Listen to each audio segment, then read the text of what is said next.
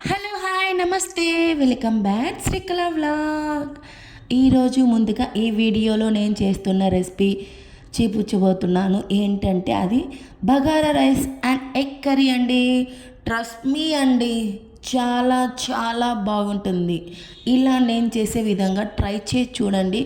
ఆహా, శ్రీకళ గారు super recipe మాకు చెప్పారు.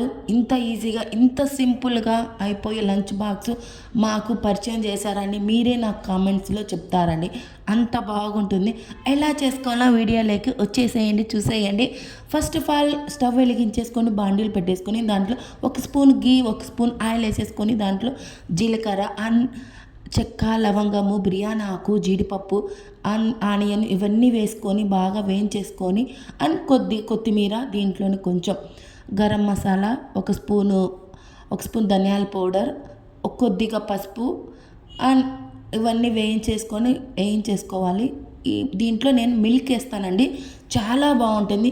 ఒక గ్లాసుకు 2 గ్లాసులు వాటర్ అన్నట్టుగా ఆ వాటర్లోనే మిల్క్ సరిపడా వేసుకొని అన్ని బాయిల్ ఉంచి తర్వాత మనము నానబెట్టుకున్న బియ్యాన్ని కూడా వేసేసుకోవాలి.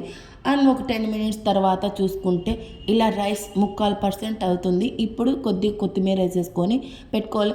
ఈలోపు మనం ఎగ్ కర్రీ కూడా చెప్పాను కదా, ఎగ్ కర్రీ కూడా ప్రిపరేషన్ చేసేసుకొని ఫస్ట్ బండిల్ పెట్టేసుకొని దాంట్లో ఆయిల్, జీలకర్ర వేసుకొని కొద్దిగా కరివేపాకు, ఆనియన్ సన్నగా తరిగిన 1 ఆనియన్ కూడా వేసేసుకొని బాగా వేయించేసుకొని ఒక 5 టమోటాస్ సన్నగా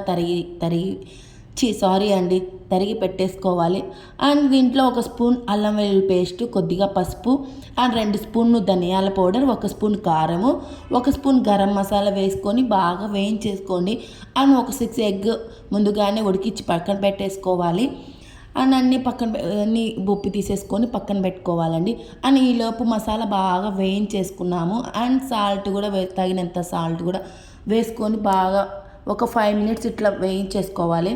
దీంట్లోనే మనము ముందుగా ఎగ్స్ ఉన్నాయి కదా, వాటికి కొంచెం కాటు పెట్టుకోండి. తగినంత వాటర్ అండి, 1 కప్పు వాటరు వేసేసుకొని ఇది బాగా వాటర్ బాయిల్ కానివ్వండి. బాయిల్ అయిన తర్వాత మనం ముందుగా ఉడకపెట్టుకున్న ఎగ్స్ ఉన్నాయి కదా, ఆ గుడ్లను కూడా వేసేయండి. ఇంకొకటండి, గుడ్లు వేసిన తర్వాత ఎక్కువసేపు ఉడికించకండి. ఎందుకంటే అవి మనము ముందుగానే బాయిల్ చేసి ఉంటాం కదా, మళ్ళీ మనం ఎక్కువ మరిగిస్తే అవి లబ్బల్లాగా అయిపోతాయి. చివరిగా కొత్తిమీర వేసుకుంటే ట్రస్ట్ మీ అండి, చాలా ఎమ్మీగా ఉంటుంది. సింపుల్ అయిన రెసిపీ అండి. ఎక్కువ శ్రమ లేకోకుండా, ఎక్కువ ఇంగ్రీడియంట్స్ లేకోకుండా ఎంతో ఫాస్ట్గా లంచ్ బాక్స్ అయితే రెడీ అయిపోతుందండి.